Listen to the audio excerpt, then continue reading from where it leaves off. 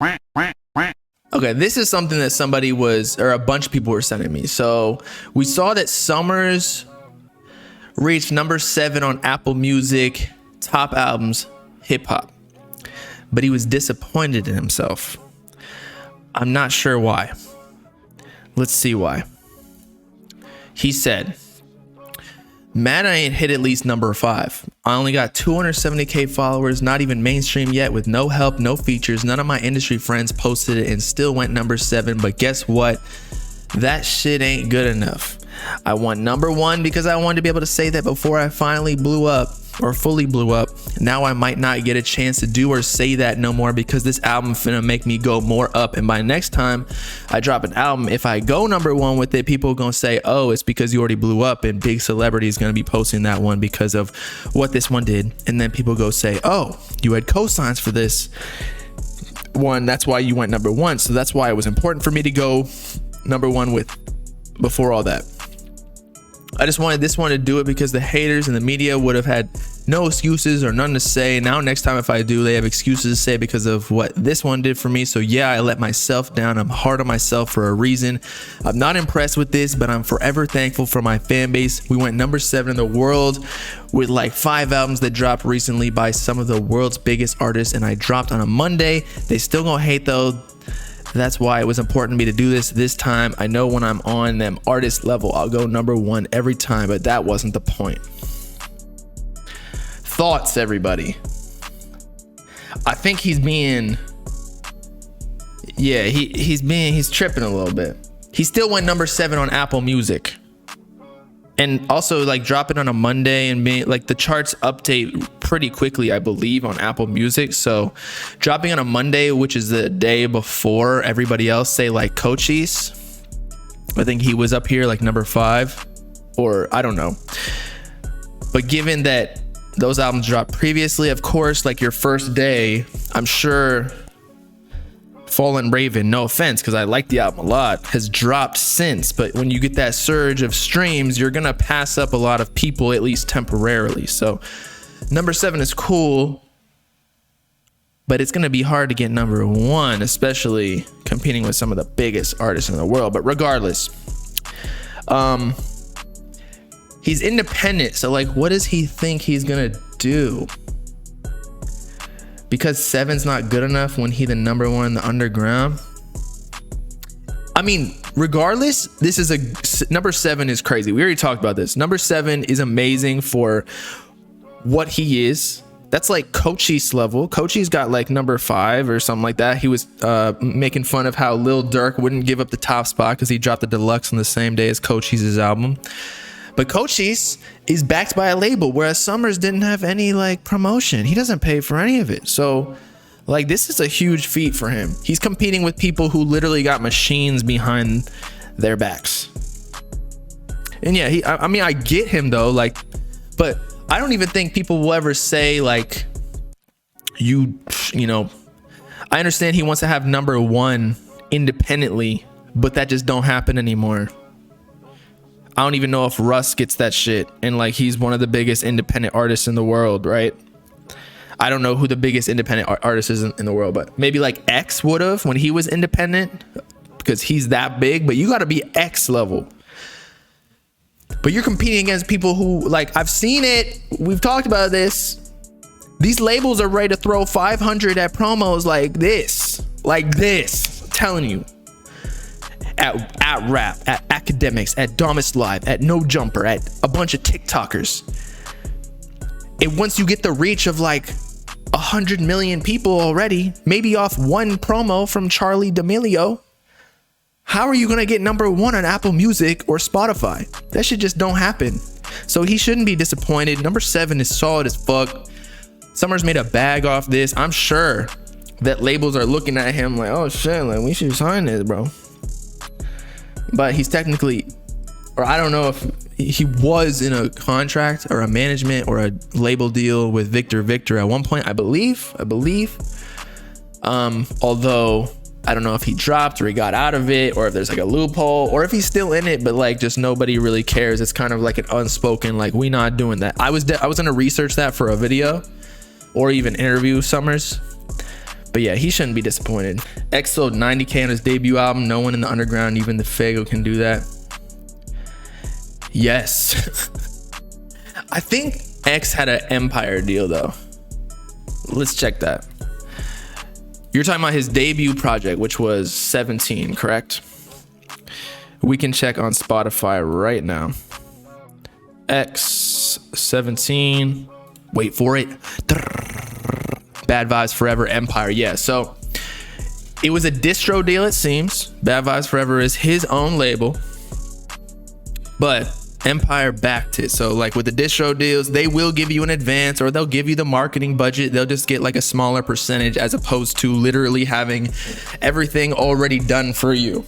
Whereas if you go to Universal, Interscope, whatever, like they already got the marketing managers, the digital managers.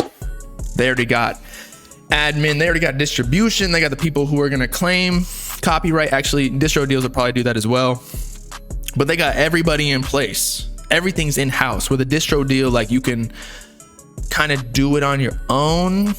They help less. I don't know. It's like midway between independent and or maybe even it's still signed to me. It's still signed. As if you're getting money to help you in any capacity, you're still independent. So none of these underground artists, except for like Summrs and maybe a select few, can before this next project, most of them, they passed Summrs because they weren't independent. Like, remember the whole Cash Dami Texaco beef, I think?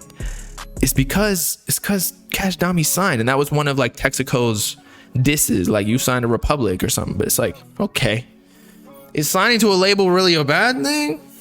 Like, I swear people are in my Instagram comments like, yo, Bob, you go in industry. I'm like, dude, you legit trying to hold me back? Like, I'm still here, just, you know, I don't have time to do everything, just like how these artists don't have time to check up on all these Instagram pages and have their managers do everything. Like, once you get bigger, like, you got more responsibilities. With greater power comes greater responsibility. It's like Superman. Didn't X and Yeet have the same advance or close to it, like 7 mil? I think Yeet got like 3 million. I don't know. Or maybe he said 13 million, but it depends, because how many label contracts and artist signed to labels is so dependent on the terms. Like, one clause can change the whole like payout. And what percentage are you getting? How much money are you getting up front? That can dictate. If you get too much up front, then they might take like the back end totally. They'll just say you get like 1% after we recoup. But then before you recoup, they're gonna like throw a whole bunch of fees on it for like, just to pitch it to Spotify playlist. It's like it's a bag in itself, like 15,000 or something. Just because they have those people in house, they need to pay those administrative costs. But I don't remember what it was, but Yeet said 13 mil in a song. But that could have been like for 3 projects, whereas X, he might have gotten 7 mil for 1 project. You get what I'm saying? Like, you really need the contract in front of your eyes, and there's NDAs, so frankly, we won't ever get that unless, you know, your boy signs a deal. But then there would still be an NDA, so then I can't say anything. Who is Jace signed to? He signed to Interscope. He signed to what is it called? It's Simple Stupid Records, Interscope. He's backed. They're paying for shit.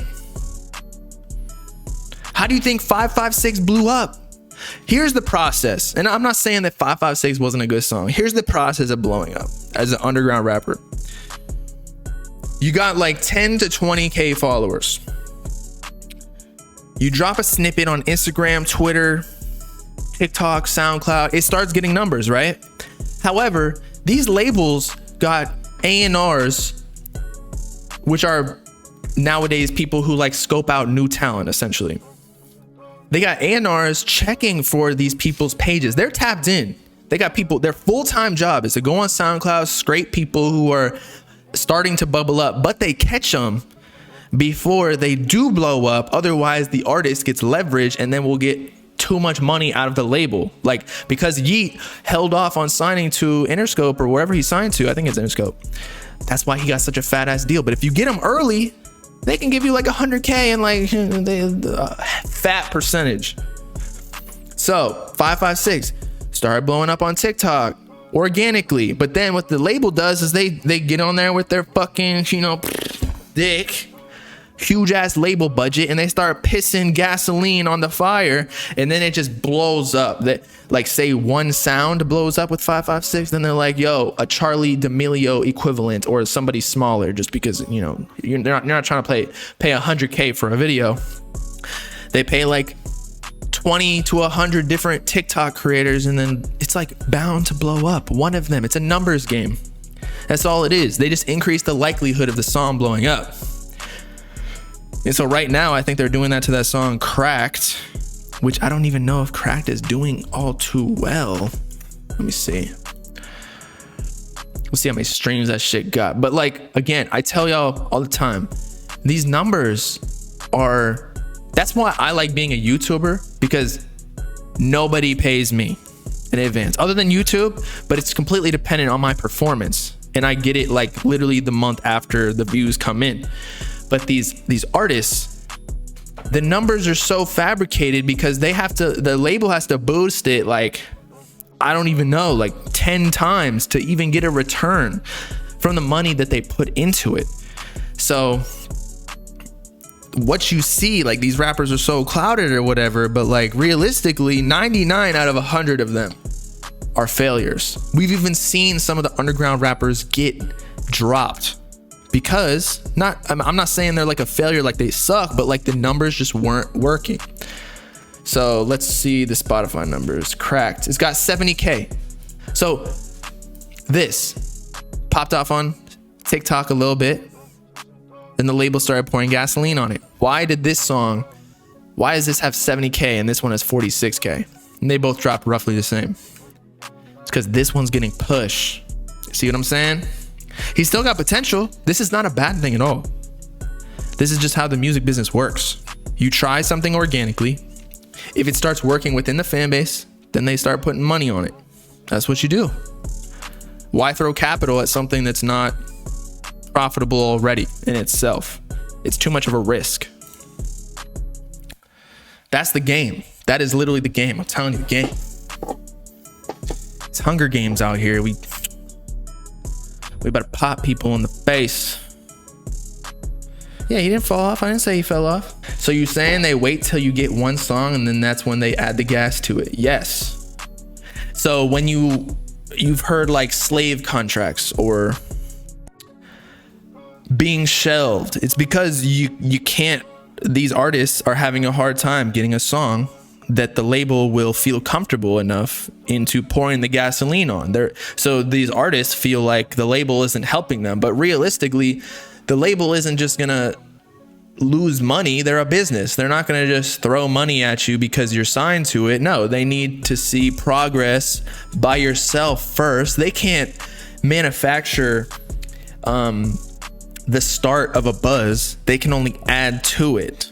That's why industry plants are so easily recognizable, because when you see just like labels all of a sudden start pushing an artist and you're like, dude, I've never even seen this. And like, we're tapped in, right? And like an artist just randomly gets 100,000 followers on Instagram. You're like, where did this fucking artist come from? And they were getting, like, before they even dropped a song on all platforms, they had a rap placement on the Instagram page, rap in academics. You're like, bruh. But if there's like slow progress up, then that's cool. Signing is fine, but signing too early, you look like a bitch. YouTube be fabricated. What do you mean by that? If you're talking about YouTubers, no. YouTubers have like the most organic numbers because YouTube is the hardest platform. Like, it's Google. They know everything. When you're looking to bot your views and shit, Google knows because you're signed into your fucking Gmail that you got on your YouTube account. So they see you buying views. They already ready. So you can't, it's really hard to bot views. And if you do, like, they'll penalize you, or they'll take down the views pretty fast, or the likes or whatever. But it's easy to fabricate YouTube views for artists because of ads. Because you can pay for ads so quick. Like that's what YouTube, that's how we get paid, by advertisements through the Google backend. And I've even done it for artists before in campaigns. It's so easy. You can get like 1,000 views for like $10. Like it ain't that much. So if you want 1 million views, divide by 100. What is that? $1,000? $1,000 for 1 million views. That shit easy, man. I think I probably did that wrong. Hold up, the math. Let me get the calculator out. 1 million, what? Divided by 100. It's $10,000. $10,000 for 1 million. That's kind of a lot. But if you want 1 million views, imagine how many fans you might get from 1 million views. If there's a 1% conversion, let's do 1 million times 0.01. You might get 10K subscribers from that alone. Easy. It might be less than that because it's advertisements, but